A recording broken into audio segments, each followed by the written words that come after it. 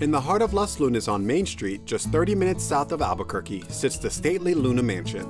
Now operating as a fine dining restaurant, you will find an ambiance as rich as the selection on their menu, which has drawn people here for years. But the significant role this property has had on our state's history is just as remarkable.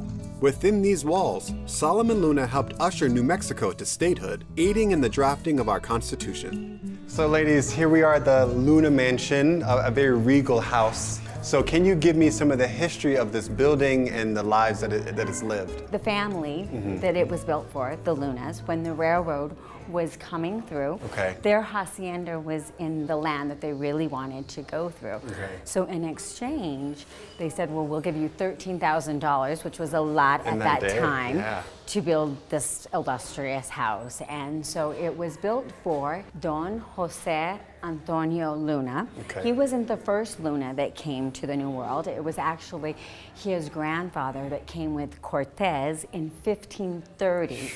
This room that we're at is Josefita's room. I want to say we'll kind of jump to Josefita. Josefita? What's that? Josefita. Josefita Manderfield Otero. So she came from Santa Fe. Her father was actually the owner and publisher of the Santa Fe New Mexican. Wow. So she married Eduardo Otero, who was down the line of the family tree. She's our Pepe. She's one of the spirits that still lingers here. We see her mostly upstairs. Oh, okay. Next to her rocking chair, and a lot of times you'll see it sort of rock, and so she makes her presence known. Oh, that's good, but she's a friendly ghost. She's happy with us being here, you know. But she was the grande dame.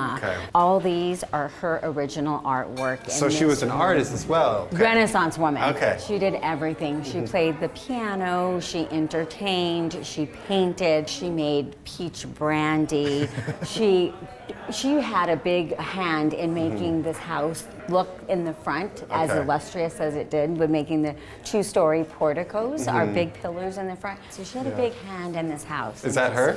This is her, yes. Oh, okay. This is her self-portrait, the shepherdess. They had sheep. This was what they did. That picture says a million words, I mean, about who she was and the life that she lived. And it's beautiful. Yes. Yeah, that's great. So can we look at some of the other artifacts and things around the house? Absolutely. As the home to one of our state's most fabled dynasties, and ghost hauntings to boot, the Torres family understands people's fascination with the home and welcomes people like me, whose interest goes beyond their culinary offerings, to take a small tour of the house, loaded with stories from the Luna Otero family tree. Yeah, and I love how each room has its own feel, like different color, different ambiance. Yes, different energy in every room. But this room, welcome to the solarium. This was Josefita's addition that she added on. It was kind of like where she did her art and painted in here. And she had parrots, a lot of birds. And you can even see way up there on the molding, some birds nibbling away at the wood. You can see some of her beautiful murals. These are all original murals that she did. So yeah, this is her solarium. And what's this room back here? This is the kitchen of the house. This door used to go out to their vineyards and gardens. So they were like a fully operating thing. They grew all their own stuff. Wow. Yes. Right there you'll see our wine cellar. First wine cellar, premier wine cellar in the state of New Mexico. And one time we were all in here having dinner as family, and that painting just came off the wall. Just out of nowhere. It was another Josefita happening. Oh boy. I'm here. Just making her presence known. Yes, always. Yeah, thank you guys for showing me around. This is truly a gem of New Mexico with so much history, and to see that it's still alive and people are enjoying the same space that people did, you know, the Otero family, and way back in the day. Right.